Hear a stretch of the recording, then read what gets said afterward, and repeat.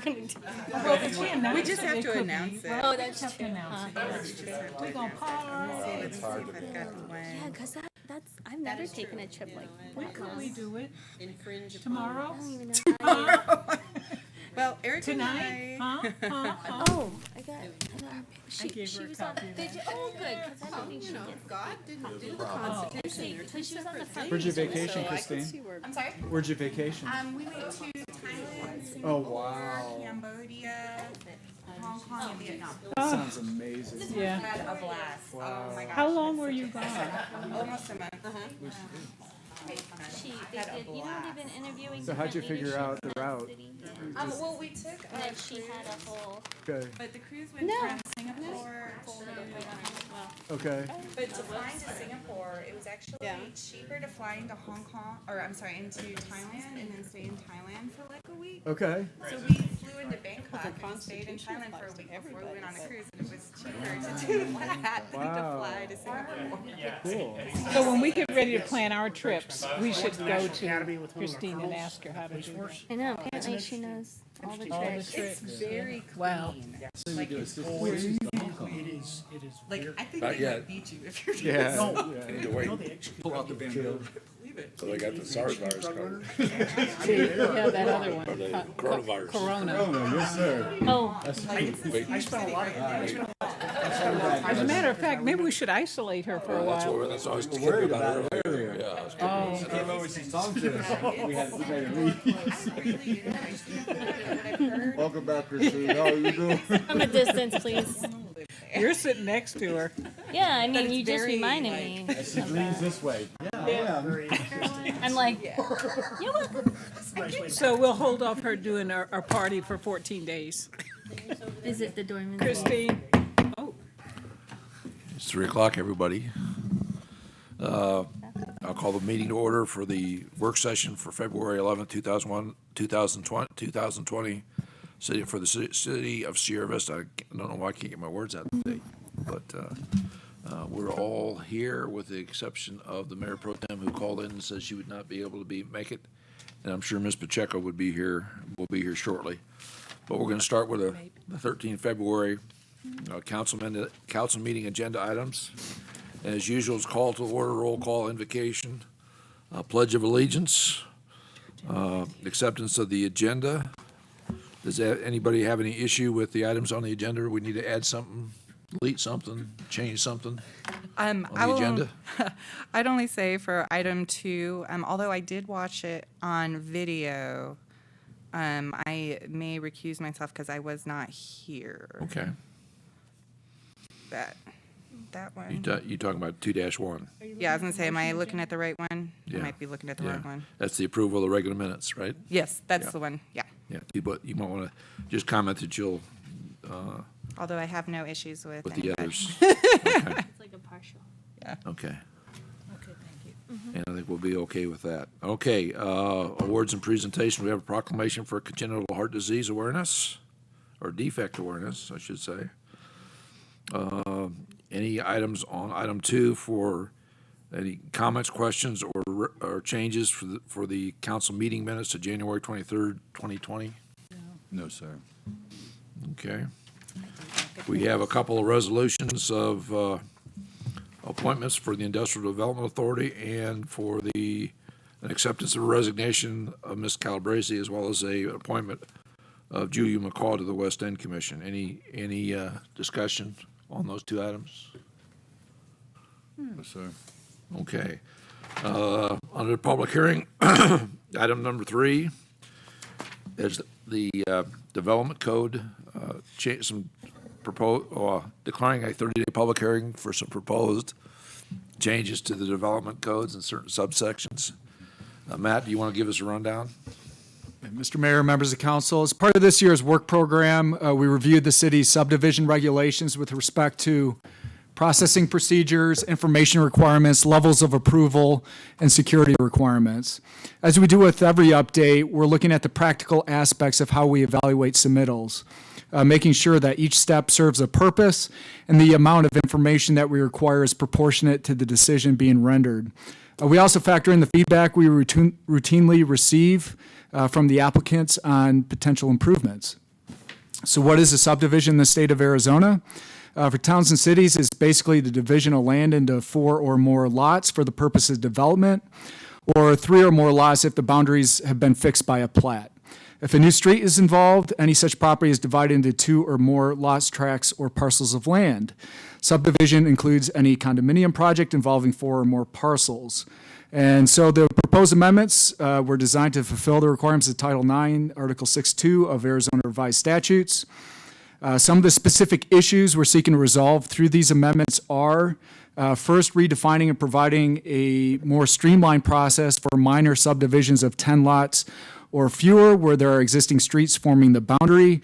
It's outside of the floodplain or erosion setback area, and utility services are readily available.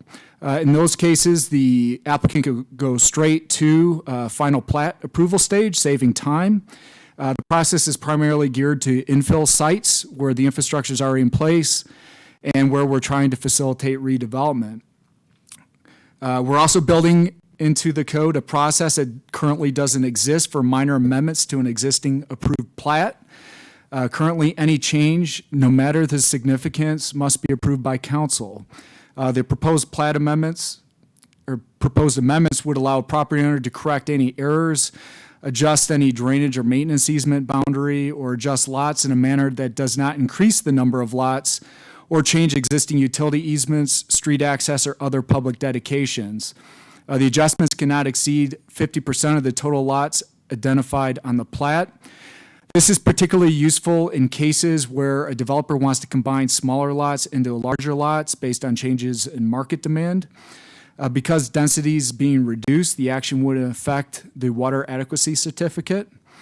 The minor amendments would be approved administratively versus going through a full replat process.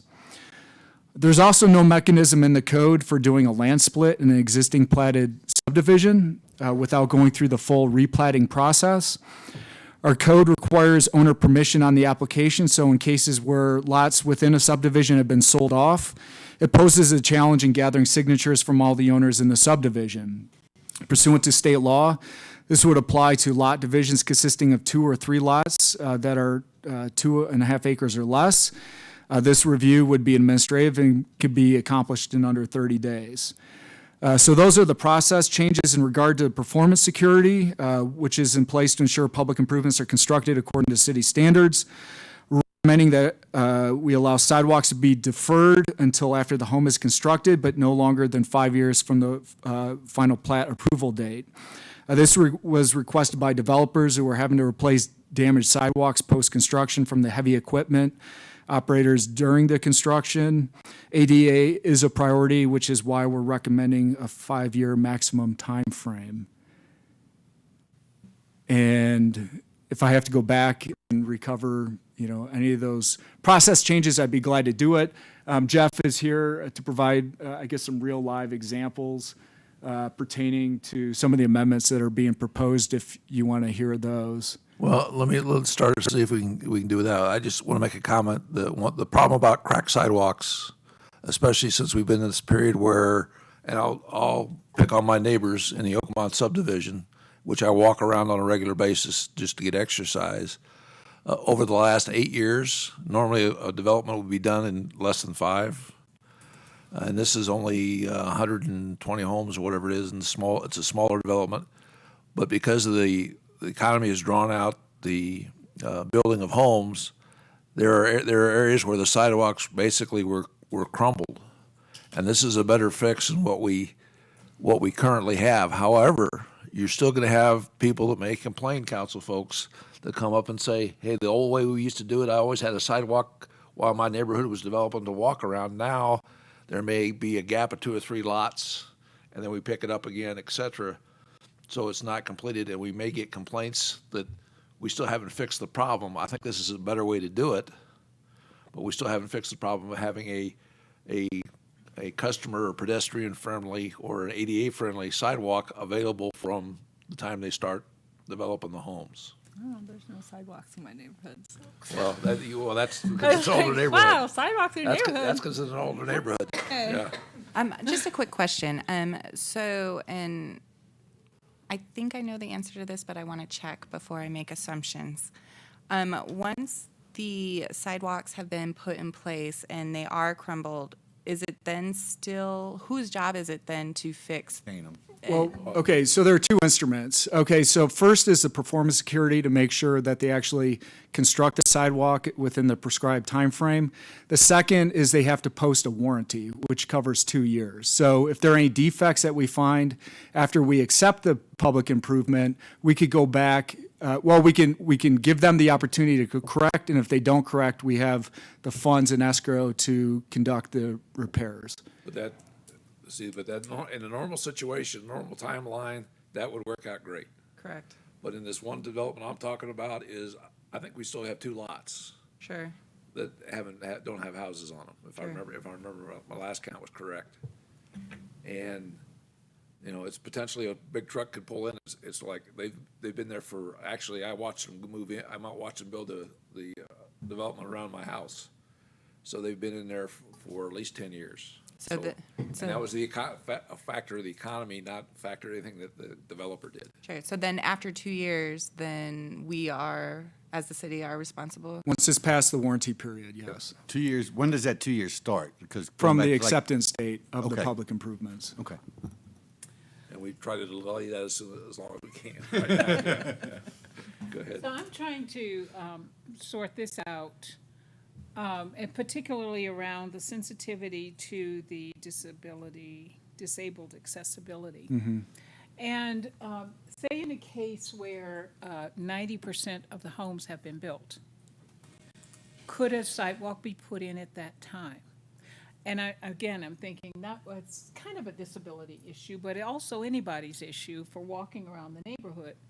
If you left, I know a gap in the sidewalk would not be ideal, but if 90% of the homes are in, couldn't the sidewalks go in? And Well, here's The what, majority of the- I think you misunderstand what we're talking about is, let's say, we have a development where 4 houses are sold in a cluster. The houses go in, the sidewalks go in, the ADA ramp on the corner goes in.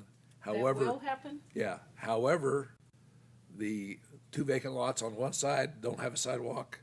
The 2 vacant lots on the other, or 3 vacant lots on the other side don't have a sidewalk. Because the construction folks roll over those, Yeah. roll over the Is that curbs. the way it would be? We won't issue a C of O without a sidewalk being constructed, So again, on what this- CFO is.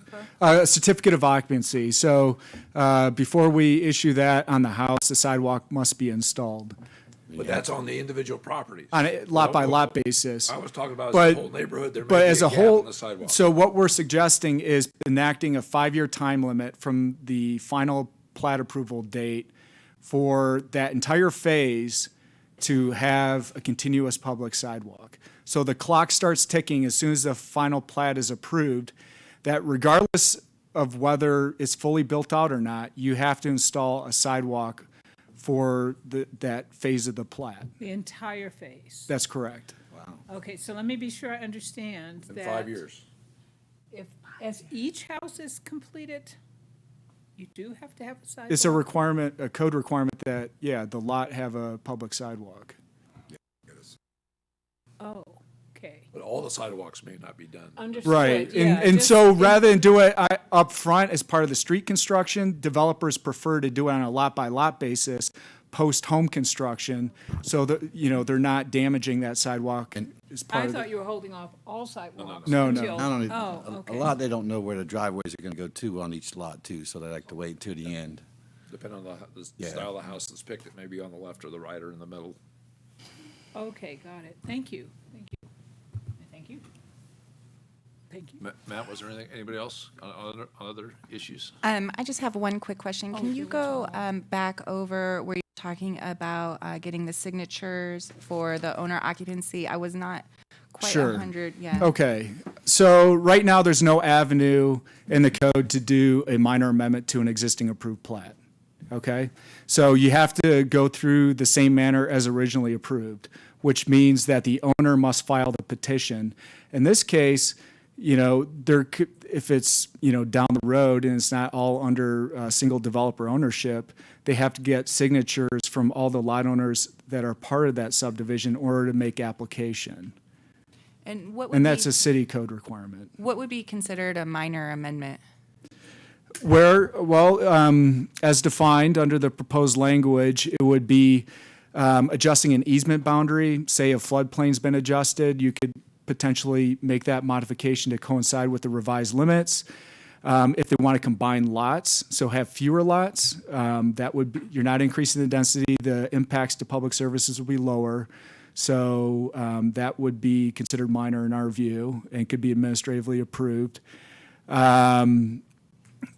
If there's like a Scrivener's error on a plat, a boundary wasn't, if the tangent of a cul-de-sac doesn't match the construction drawings, they could, make that adjustment administratively. And same with lot division. So what we're saying is you could do a lot split within a pre-approved plat administratively versus having to go through the full replat process, requiring the signatures of all the property owners that are part of that plat and going through a public hearing process, so. I did have one other. Yes, ma'am. I was reading through it and saw several times you mentioned the commission, which is planning and zoning. And who are the review committee? Or what is that?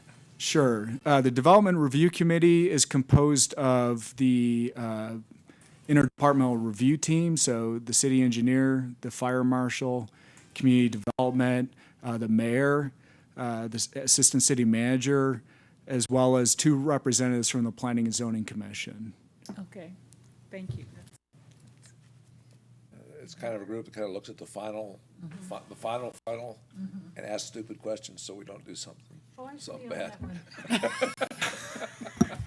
Puts all the decision makers in one room. Like we're the conduit for comments, but it gives one last opportunity for everybody to just do that final consistency review. That's good. I commend you for having that. Anybody else? Questions? Jeff, was there something burning that you wanted to share with us? That's okay. 'Cause I hate to have you come up here. He's like, I don't want to talk if I don't have to.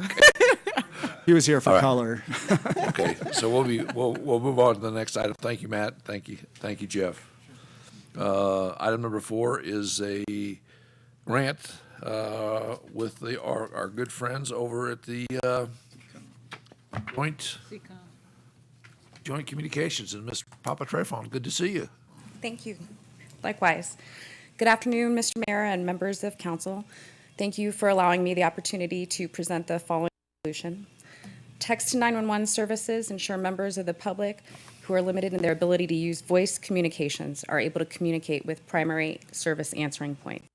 The Arizona Department of Administration and their state 911 program office have allocated funds specifically to implement text to 911 services in the state of Arizona.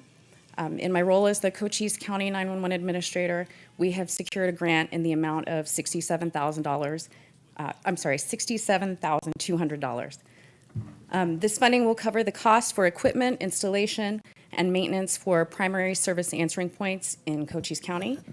The award covers the period from the date of award through June 30, 2024. The tentative schedule for initial deployment in Cochise County right now, as it stands, is March 2021 through May 2021. Citizens requiring emergency services who are not able to communicate verbally for any number of reasons will be able to utilize texting to reach a qualified dispatcher. Great improvement. Thank you. Any questions?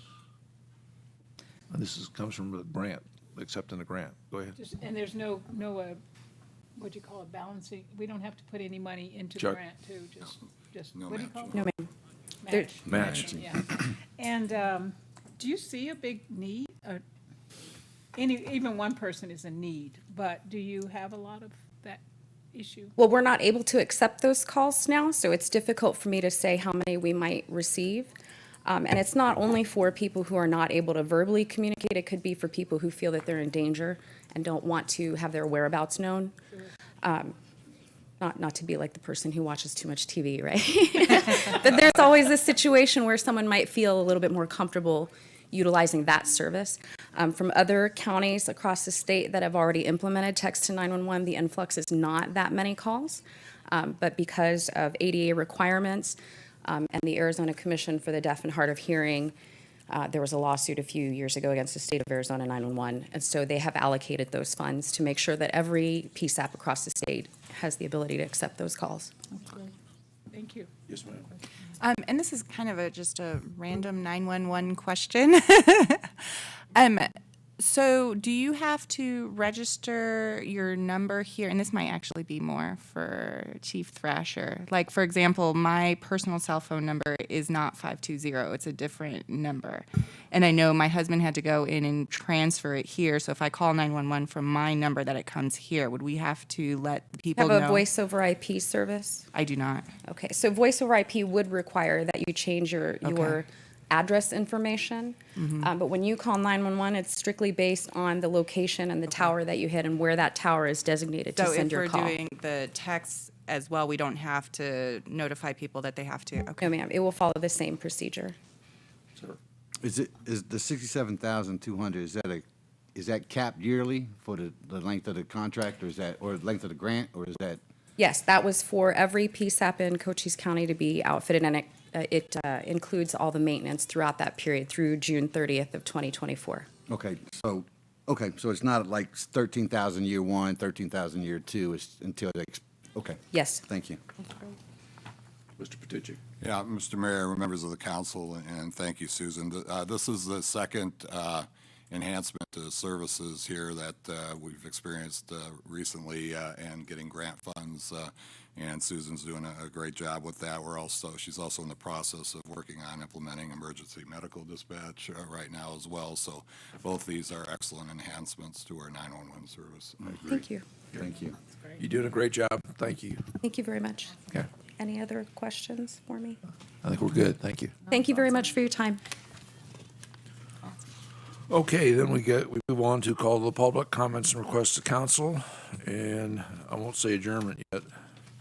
When we go back to today's agenda, report on recent trips, meetings, and future meetings.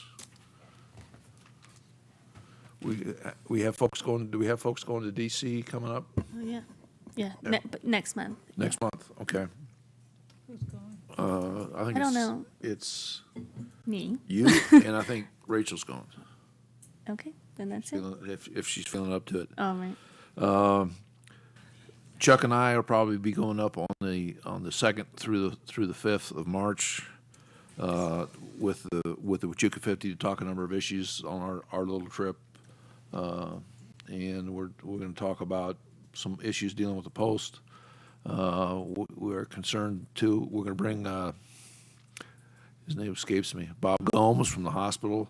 There's an issue going on right now with the consolidation of medical services into the Defense Health Command, and they're talking about potentially changing the structure of authorizations for certain medical specialties in hospitals.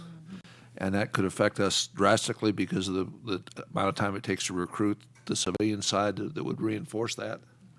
So that's why Bob is going primarily. And hopefully we'll be able to talk to some folks in the Interior Department about the Sprinka, even though the adjudication isn't quite there yet. So those are probably the three major things we're going up for. We do have Thursday, we do have an executive session prior to the council meeting. I just want to remind everybody that. What time? 3:30? 3. Oh, is it 3? 3:30? 3 or 3:30, Chuck? I had 3:30. I was going to say, I thought it's 3:30. because that's what I wrote Yeah. down. At 3:30. 3:30 for the executive session. Keep thinking it was. I'm trying to think, is there any other meetings, trips, or future meetings going on? Ma'am. It's not well, it is the Continuum of Care meeting that we just attended this afternoon was very interesting about homeless care and what resources are available or not available. It was very interesting, and it's an active committee that I think will make a difference, and will probably soon do a presentation to the city council about what they're doing. Yeah, Mr. Mayor, I unfortunately had another issue that came up and I wasn't able to attend, and after I'd promised Captain Carlos I would be there. Matt, maybe you could just talk a little bit about what happened at the meeting, because I think we've got some pretty good things coming up to be able to present to the council. So, Sure. So the Cochise Coalition on Homelessness is a subcommittee of the state Balance of Care Continuum of Care. And it's been revitalized under the leadership of Larry Singer, the new executive director for Good Neighbor Alliance. So we started the year off developing a strategic plan of what we hope to accomplish over the course of the upcoming year. And one of the milestones we're looking to hit is responding to the council's direction in the strategic plan of quantifying and describing the extent of homelessness in the Sierra Vista area, what the gaps in services are.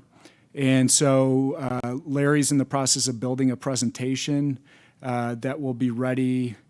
I'm not sure I have a commitment yet on a date, but I would think in the next 3 months, he'll be prepared to provide you with that initial briefing to help inform you on the extent of the homelessness issue and some of the solutions we're working on to address those needs. So we're meeting monthly. The meeting today was a planning subcommittee of the Coalition on Homelessness. There's another meeting next Tuesday at 1 o'clock in the city conference room. If you're interested in joining us, it's open to the public. And where the full committee meets, all the nonprofit providers that are engaged on this issue across Cochise County are actively participating.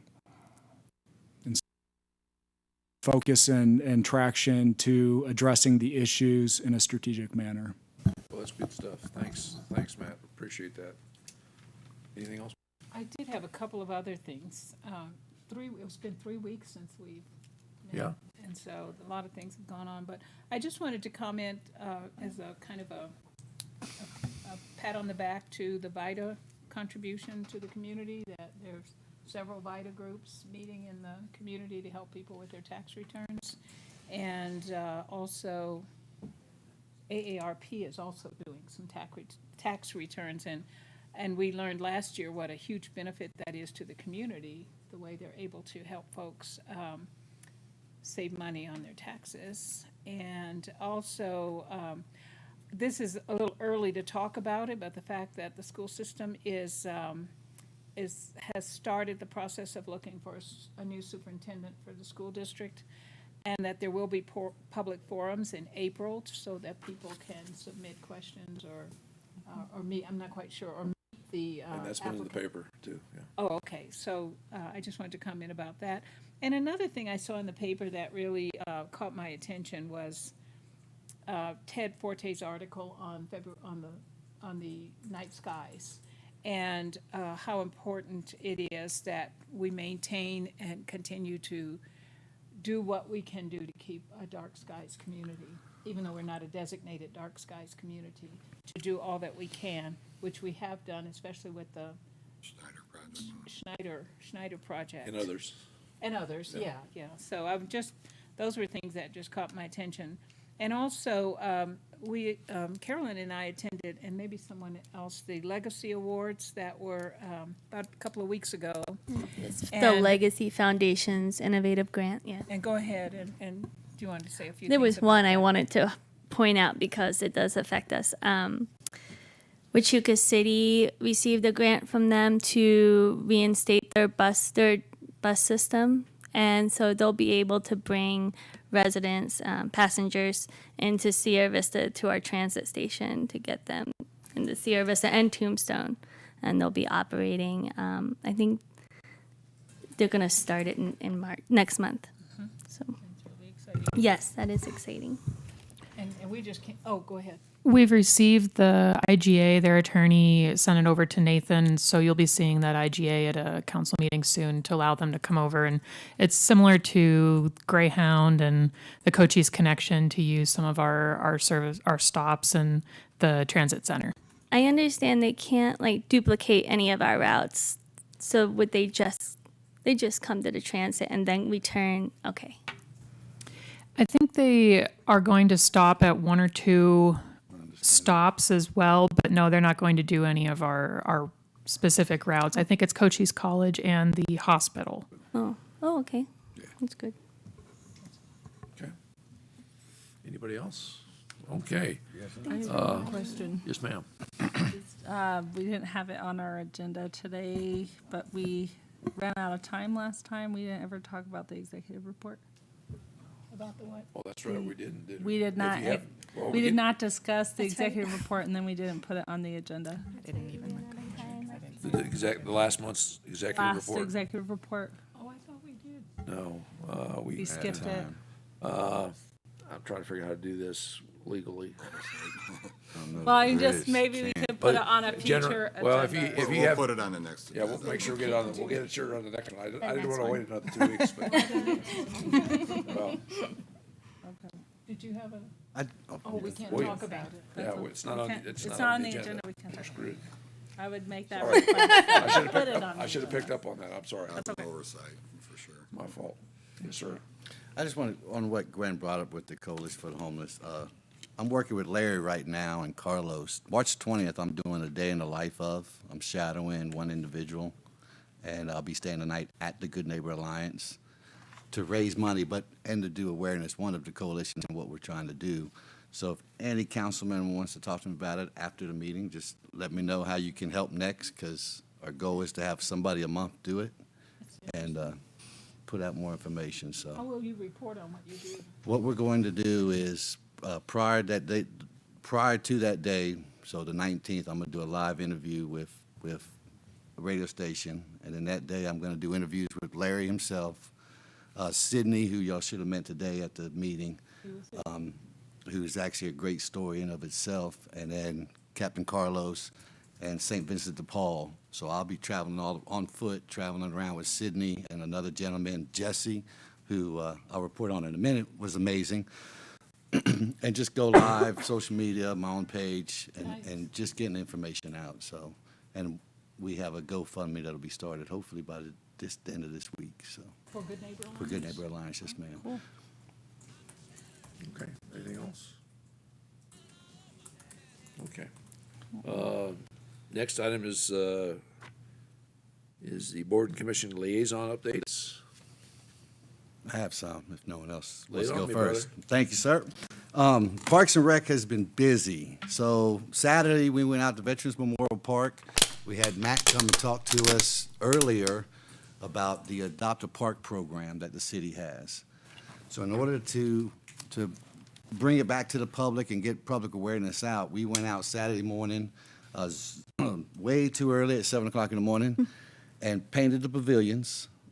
We had maybe 5 other people besides commission members, which was nice that people came. But we also had, what our goal was, people stopping by asking what we were doing. And we had a lot of people do that. We had an individual, Jesse, stop, picked up a paintbrush and started helping us. The next one, what we were able to do with it, some of the benefits, I have a company now that wants to do a business party, cleaning one of the parks, so volunteering for one of the parks. So that'll probably be our next one.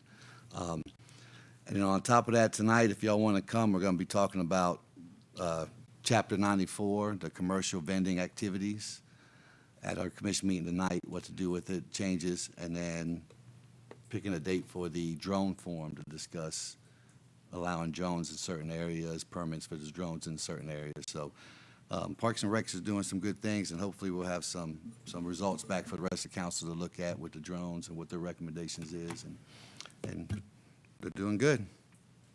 Okay. Let me ask, Jill, have we had any request, just the 2? No, 2 more since those 2. I think we're up to like 4 now for culture diversity. I'm not sure I'm reading it now. I just recall 3. Okay, it's 3. We got 1 more extra one. Okay. We'll talk about that later. Any other liaison? The Arts and Humanities Commission is actively working towards the 6th Annual Youth Arts Festival, which is Saturday, February 22nd, from 10 to 3 p.m. And if you have places you could share that information, Sarah, that have a lot of young people that might. I mean, okay, we'd like to get the word out. They want a good turnout this year. Where's it Well, at? Evie. Cochise College. Cochise College. Oh, I didn't say, thank you. Cochise College. Anything else? Okay, we'll go future discussion items and council requests, and I'll just mention that if you got something hot and burning that you need to discuss on the city manager's report, you can always talk to him in his office or grab him in the hallway, and he'll be more than happy to answer that. But we'll make sure that it gets on the agenda next time. So, future discussion items, council requests. I think we talked about a couple of those already. This isn't really a council request. I guess it's more of a council reminder. Since I was gone and I had to watch all the videos, some of us are much better about speaking into the microphone than other ones are, and it thank is you. difficult to hear the playback. So if we could make sure that we are still cognizant of that. And I count myself as probably one of the main offenders, so I'm not naming names. And I think I've heard that before from that end of the dais. I think it's almost like I rewatch all the work sessions. Okay.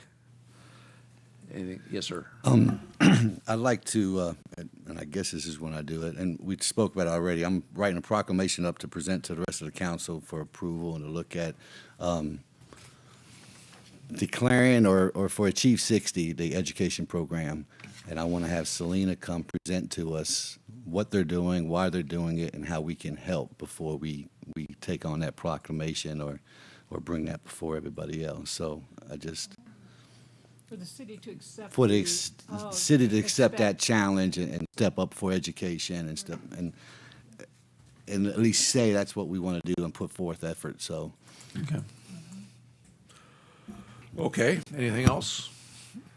Now, I'm going back on our promise here on this next item, because I told you guys we were done talking about this. But I wanted to review it one more time, because when I went back and read our summarized minutes, it wasn't really clear that this was a consensus, this was a consensus, this was a consensus item, et cetera. So I want to just briefly go through, after reading the minutes, having been in the meeting, what I thought the consensus was. So the first slide, the title consensus, that all commissions will retain their titles as commissions. And the commissions will go from 7 to 5 members. And the meeting requirement is not once a month. Now it becomes not less than 4 times per year. We have basically 2 types of commission. One is the regulatory bodies, which are going to be authorized by council resolution, and they will have a council liaison. The other commissions, since they are advisory bodies, will be authorized by administrative director, and the department head will be the liaison. And that does not prevent us from showing up for meetings and participating with the commissions as well. So those are the major changes on the consensus. Did I get the picture right? I'm not going to ask for a vote, obviously, but silence is telling me that we're basically there. Okay, good. Next steps, and these are the administrative things that need to happen. First, we need to go to the administrative directives and get those commissions authorized under the administrative directives. And of course, the majority of work under that would be by staff and reviewed by council. We would then have to go to the old establishing resolutions for the advisory commissions and rescind those, and that would be actually by a formal vote of the council. And then we would go back, once that's done, we have to go back and update the board and commission handbook to ensure that everything is brought up to date. Okay? Now, there's a couple things hanging yet. And the first thing is the youth commission, although we'll stay intact for the time being. One of the things Sarah brought up, I thought was a great idea, and we probably needed to have a little more discussion on this one at some point in time, is we set up the youth commission and run it as the Greater Sierra Vista Youth Council, and you kind of use the joint service clubs model. If you're familiar with the joint service clubs model, they meet once a month, and this would be, I'm assuming, during the school year. Of course, we haven't really set anything on paper yet, but we do it once a month. And basically, what happens, we try to attract not only student governments, but also other youth groups. It could be anything from the Scouts to a church group to the Future Farmers or whoever, Whatever youth or organization. Key Club from the high school, or whoever wants to get involved. And basically, they come in once a month, sponsored at a location by the city somewhere, and they would come in and basically they say, "Here's who I represent. Here's what's going on. Here's what's going on. Here's where we need help with this service project or whatever else we're doing." And it's a cross-fertilization of what youth is doing, and it also makes them aware of all the activities that are going on. And of course, I would assume they would need a president, vice president, and probably a secretary. The city would have to provide some type of support, electronic support, so that we could maintain minutes and share information and set up time and place for meetings and that kind of stuff. So that's kind of the idea. And I just throw it out there now, and if you want to kick it around a little bit, and we can talk about that part again, we probably need to go visit the youth commission and say, "Here's what we're thinking, guys. Yep. What input do you have for us?" So that's kind of that youth commission idea. Cultural Diversity Commission, we're waiting on, as you alluded to, we're waiting on some additional applications so we can activate that again, because kind of they're in a dormant state, but they will basically be the same as the non-regulatory once we get them activated again. And what process will we use once we get 5 applications, at least 5? The applications will come to us for approval, And then it'll start up and again? then it'll start up again. They'll meet, and they'll elect a chair, and they'll go on.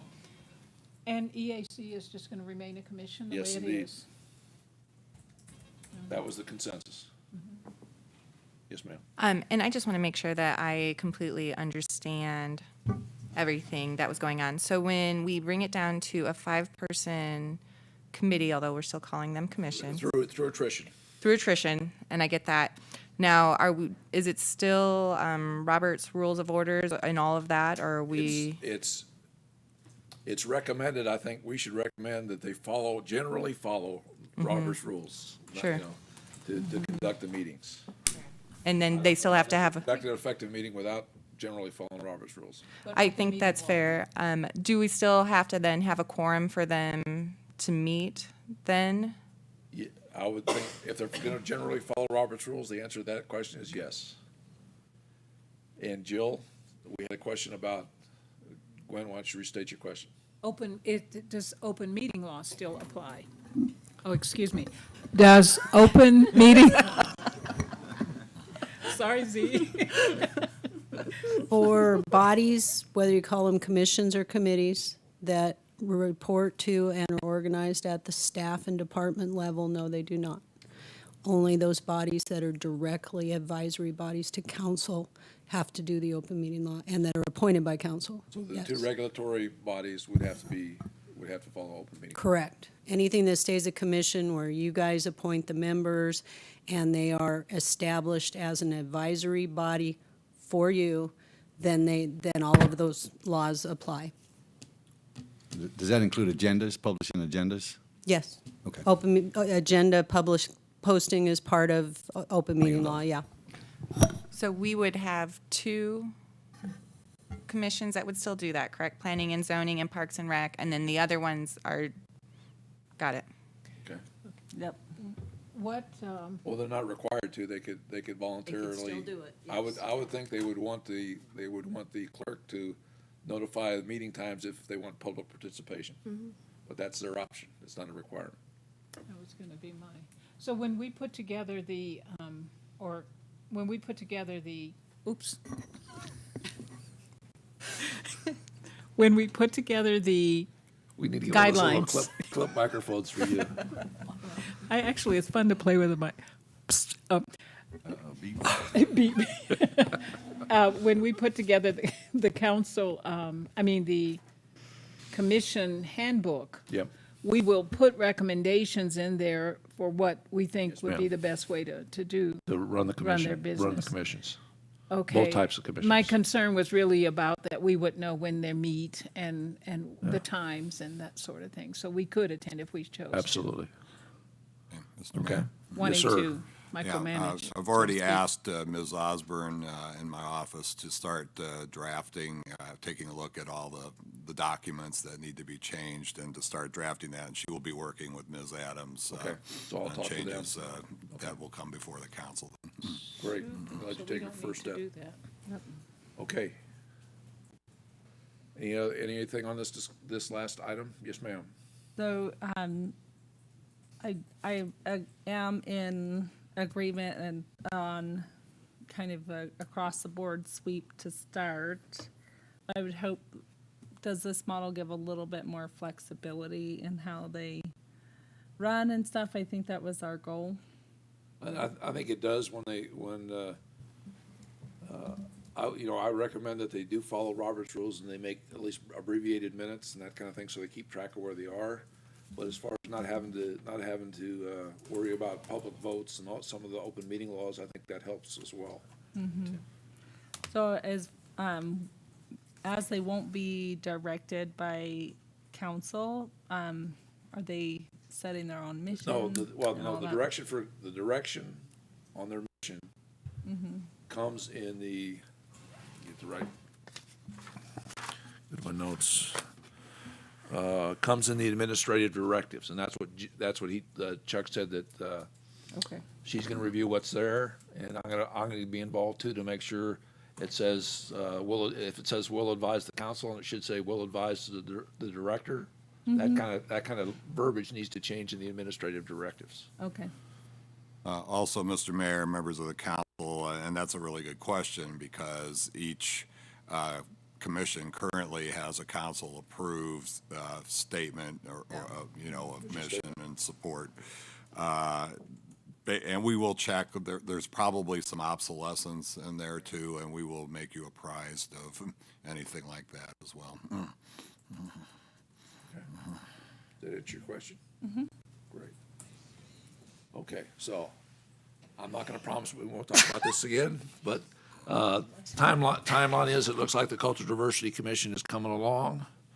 And we just need to get together and figure out how we're gonna get the Youth Commission a little more along down the road a bit as far as support and that kind of thing, and how to contact the kids, and then bring that back to council so everybody knows what's going on. So to me, that's one thing that's hanging.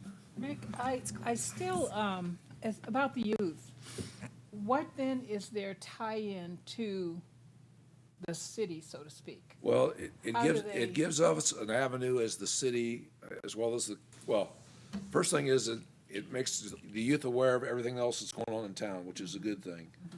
And the parents too, hopefully. It gives them an opportunity to put things on our internet. It also gives us the opportunity to appear, and I didn't mention that the joint service clubs do have people stand up and do 10, 15-minute programs. So if we have a youth program going on, there's questions about or needs to be discussed, we have a forum to do that. Okay. It's a platform for Platform. that communication. Yeah, for communication. Between the primarily. city and all these various youth groups. You So know, one thing I would wonder if it works, I know already the department's put a lot of work into that executive report, but it would be nice then to caption what's going on with the different groups, the different commissions within those department reports. Be kind of nice, it would be one way to get the word Another out. form of communication. a couple sentences. Yes, ma'am. Okay, well, that's good. Mayor, that's a good idea, and we can Yeah, that's a good include that. point. Okay, I like the youth. so you got a commitment from the city manager. You got a win, it's a big win today. Thank you, Chuck. Okay. I don't see anything else on the agenda. So with that, we'll see everybody 3 o'clock on Thursday, and then at the 5 o'clock one? 3:30? 3:30. You're here early, you're late if you're on time. You're on All time right. if you're- See, I said 3:30 on Oh, purpose, 3 because I know o'clock. there's somebody's always a couple minutes late. I don't know, I'm not gonna put it. I don't know who you're talking. Meeting's adjourned. Why's he gotta be on my side? Come on, man. For Sarah, it's 3. For the rest of us.